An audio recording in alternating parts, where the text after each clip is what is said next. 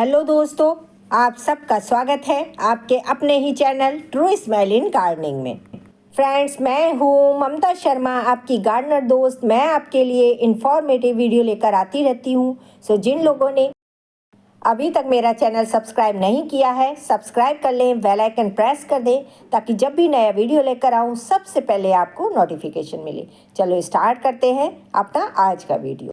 आज का वीडियो हमारा अपराजिता के प्लांट पर है। ये मेरा अपराजिता का प्लांट है। इसको मैंने सीड से ग्रो किया हुआ है। आप देख ही सकते हैं कितना हेल्दी है। इसको मैंने 18 इंची पॉट में लगा रखा है और इसको एक ग्रो बैग में लगा रखा है। कई सारे प्लांट मेरे पास अपराजिता के हो गए थे, जिनमें से मैंने कुछ एक रख लिए हैं, कुछ एक डिस्ट्रीब्यूट भी कर दिए। अपराजिता का प्लांट परमानेंट प्लांट होता है, बहुत हार्डी तो होता ही है। अपराजिता को हम विष्णुप्रिया, शंखपुष्पी के नाम से भी जानते हैं, लेकिन ज़्यादातर एरियाज़ में इसको अपराजिता के नाम से ही जाना जाता है। इसकी लीव्स इस तरह से होती है, बहुत ही सुंदर सा इसका फ्लावर होता है। इसमें खुशबू तो नहीं होती है, लेकिन बिल्कुल शंख के आकार का होता है। शायद इसी की वजह से इसको शंखपुष्पी भी बोलते हैं। विष्णु भगवान और कृष्ण का ये प्रिय फूल है। इस फूल को अगर हम भगवान विष्णु पर चढ़ाते हैं तो बहुत जल्दी भगवान विष्णु की कृपा होती है। शंकर भगवान और दुर्गा जी को भी इसका फ्लावर चढ़ाया जाता है। बहुत ही अच्छा ये प्लांट है। अपराजिता के प्लांट को हम सीड से और कटिंग दोनों तरह से तैयार कर सकते हैं। मेरे प्लांट पर आप देख ही सकते हैं बड्स ही बड्स बनी हुई है। मेरा अपराजिता का प्लांट काफ़ी हेल्दी है और काफ़ी स्ट्रॉन्ग भी हो गया है, क्योंकि कुछ टाइम का ये प्लांट हो चुका है, जिससे इसकी स्टेम थोड़ी सी मोटी है। वैसे आप जब नर्सरी से इस प्लांट को लेकर आते हैं तब यह प्लांट की जो स्टेम है बहुत पतली सी होगी। अगर आप इस प्लांट को लगाते हैं तो इसको सपोर्ट्स की ज़रूरत रहती है। इस प्लांट को लगाते हुए सपोर्ट्स ज़रूर लगाइए ताकि ये प्लांट अच्छे से ग्रोथ कर सके। मेरा ये अपराजिता का प्लांट आप देख ही रहे हैं कितना हेल्दी है। इतनी सारी बड्स भी बनी हुई है और बहुत सारी ब्रांचेस भी हैं। उसका कारण है कि आप अपराजिता का अगर प्लांट लगाते हैं तो उसकी समय समय पर इस तरह से पिंचिंग ज़रूर करिए। अगर कटाई छटाई करते रहेंगे तो यह प्लांट बहुत ही अच्छे से ग्रोथ भी करता है, बहुत सारी ब्रांचेस भी बनाता है, और इस तरह से जितनी ज़्यादा ब्रांचेस होगी तो उतनी ही ज़्यादा इसमें बड्स बनेगी। आप मेरे प्लांट पर देख ही सकते हैं जितनी ज़्यादा ब्रांच है उसके नोड एरिया से हर ब्रांच से कलियां बनी हुई हैं। ऐसी कोई ब्रांच नहीं है जहां पर कलियां नहीं है। उसका मेन कारण है जब आप प्लांट लगा रहे हैं और आपका प्लांट छोटा हो, उस समय ये न्यू ग्रोथ जो प्लांट पर आती है इसको रिमूव करते रहिए, पिंचिंग करते रहिए। पिंचिंग करने का सबसे ज़्यादा फ़ायदा यही होता है कि आपका प्लांट बहुत ज़्यादा ब्रांचेस बनाता है, और जब ब्रांचेस बनाता है तो उस पर उतनी ज़्यादा कलियां बनती हैं और आपका प्लांट भी बुशी होता है और उस वक्त फ्लावरिंग भी अच्छे से होती है। ये देखिए मेरा छोटा सा प्लांट है और इस पर भी फ्लावरिंग स्टार्ट हो गई है। आप कलियाँ देख सकते हैं, जगह जगह कलियाँ बनी हुई हैं। जबकि इसकी पिंचिंग अभी इतनी ज़्यादा नहीं कर पाई हूँ मैं, फिर भी आप देख सकते हैं जहाँ जहाँ इसकी नोड एरिया है वहाँ से इसकी फ्लावरिंग स्टार्ट हो गई है और बहुत सारी कलियाँ भी हैं। कुछ फ्लावर्स देखिए ब्लूम हो चुके हैं और कुछ कलियाँ बन रही हैं। तो अपराजिता का प्लांट इतना अच्छा प्लांट है, बिल्कुल छोटे से प्लांट पर भी आप ढेर सारी फ्लावरिंग ले सकते हैं। बस इसकी कुछ ज़रूरी टिप्स होती हैं, उनको आप मेरे साथ फॉलो करते रहिए तो आपके प्लांट पर भी मेरे प्लांट की तरह ही ढेर सारी फ्लावरिंग भी होगी और ढेर सारी बड्स भी आएंगी। आप जब इस प्लांट को नर्सरी से लेकर आते हैं उस वक्त इस बात का विशेष ध्यान रखें कि इसकी स्टेम थोड़ी सी मोटी लें। अगर पतली स्टेम होगी, आप इसको मिट्टी में लगाएंगे तो बहुत जल्दी फ्लावरिंग पर नहीं आएगा। थोड़ी सी इसकी स्टेम अगर मोटी रहती है तो मिट्टी में या गमले में लगाने पर बहुत ही आसानी से ये लग जाता है और बहुत जल्दी ग्रोथ करने लगता है। ज़्यादा पतली स्टेम वाला अगर आप प्लांट नर्सरी से ले लेते हैं तो उस प्लांट का हमें विशेष ध्यान रखना पड़ता है। कई सारी सपोर्ट्स के साथ उस प्लांट को खड़ा करना पड़ेगा, क्योंकि पतली स्टेम होने की वजह से अगर तेज़ हवा चलती है तो यह प्लांट टूटकर गिर सकता है और आपका प्लांट खराब हो जाएगा। थोड़ी मोटी स्टेम होगी तो यह प्लांट आसानी से खड़ा रहेगा। सपोर्ट इसके लिए भी ज़रूरी होती है, लेकिन इतनी ज़्यादा केयर की ज़रूरत नहीं होगी। कि ये आसानी से गिर जाए। दूसरी सबसे ज़रूरी टिप्स, आप अगर इस प्लांट को सीड से ग्रो कर रहे हैं तो ये थोड़ा सा प्लांट बड़ा हो जाए तभी रिपॉट करें और उसमें सपोर्ट ज़रूर लगाएं। सीड से भी आसानी से अपराजिता का प्लांट तैयार हो जाता है और बहुत अच्छा चलता है।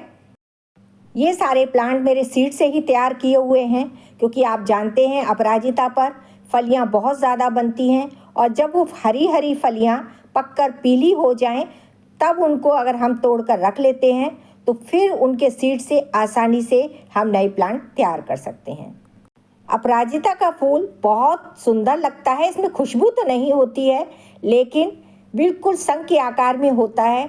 जो पुराने फ्लावर्स आपके प्लांट पर रह गए हों, जो ब्लूम हो चुके हों, उनको रिमूव करते रहिए। अगर ये फ्लावर आपके प्लांट पर बने रहेंगे तो सूख कर फलियाँ बनने लगेगी और ये आपके प्लांट की एनर्जी लेते रहेंगे, जिससे आपके प्लांट पर फ्लावरिंग कम हो जाएगी या हो सकता है बंद हो जाए।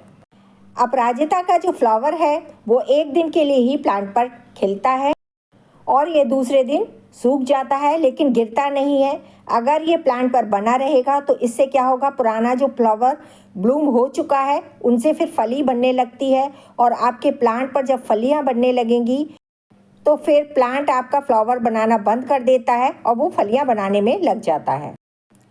तो जैसे ही आपके प्लांट पर फ्लावर ब्लूम हो चुका हो और फिर दूसरे दिन सूखने लगा हो, उन सूखे हुए फूलों को रिमूव करते रहिए ताकि आपके प्लांट पर ज़्यादा से ज़्यादा फ्लावर खिलते रहें। अगली ज़रूरी टिप्स, आपके प्लांट के पॉट में भी इस तरह से सूखी लीव्स गिर गई हो और इनको आपने अगर रिमूव नहीं किया हो तो अपने पॉट की सफाई समय समय पर ज़रूर करते रहिए, क्योंकि ये सूखी हुई लीव्स जब डिकम्पोज होती हैं तो उससे आपके प्लांट में फंगस भी लग सकती है और आपका प्लांट ख़राब भी हो सकता है। समय समय पर अगर आप गुड़ाई करते रहेंगे तो एक्स्ट्रा ये घास है या छोटे छोटे जो प्लांट निकल आते हैं वो रिमूव होते रहेंगे और आपका जो पॉट है वो भी साफ रहेगा। अपराजिता के प्लांट में समय समय पर गुड़ाई ज़रूर करते रहिए। गुड़ाई करने का सबसे फ़ायदा यही होता है कि आपके प्लांट की रूट्स तक एयर जाने लगती है और आपका प्लांट भी अच्छे से सांस ले पाता है। अगर इसकी मिट्टी टफ हो जाएगी और इसकी रूट्स जो हैं उनको ऑक्सीजन नहीं मिल पाती है तो जिसकी वजह से आपका प्लांट या तो अच्छी ग्रोथ नहीं कर पाएगा या फिर उस पर फ्लावरिंग कम होगी। अब बात कर लेते हैं कि इस प्लांट को कौन सा फर्टिलाइज़र देना चाहिए। तो आप अगर ऑर्गेनिक फर्टिलाइज़र देना चाहते हैं तो आप कोई भी कंपोस्ट दे सकते हैं, जैसे बर्मी कंपोस्ट हो गया, लीफ कंपोस्ट हो गया, काउडन कंपोस्ट हो गया। कोई भी कंपोस्ट महीने में 1 मुट्ठी अगर इस प्लांट को दे देंगे, उसी से यह प्लांट बहुत अच्छे से ग्रोथ भी करता है और अच्छी फ्लावरिंग भी करता है। लेकिन अगर केमिकल फर्टिलाइज़र आप इस प्लांट को देना चाहते हैं तो उसमें NPK 19-19 या फिर पोटेशियम या DAP कोई भी फर्टिलाइज़र आप इसको दे सकते हैं। उससे भी यह प्लांट बहुत अच्छी ग्रोथ भी करता है और फ्लावरिंग भी करता है। अपराजिता का प्लांट सन लविंग प्लांट है। जिन लोगों ने अभी तक अपने प्लांट को सेमी शेड एरिया में रखा हुआ है या ग्रीन नेट के नीचे लगा रखा है तो ये प्लांट तुरंत इसको फुल सनलाइट में रख दीजिए, क्योंकि अपराजिता के प्लांट को कम से कम 5 से 7 घंटे की प्रॉपर सनलाइट मिले तभी अच्छे से फ्लावरिंग करता है और ग्रोथ करता है। अगर इसको कम सनलाइट में रख देंगे तो ये अच्छे से फ्लावरिंग नहीं करेगा। हो सकता है इसमें ग्रोथ तो होती रहे लेकिन फ्लावरिंग नहीं होगी। अब बात कर लेते हैं इसमें वाटरिंग की।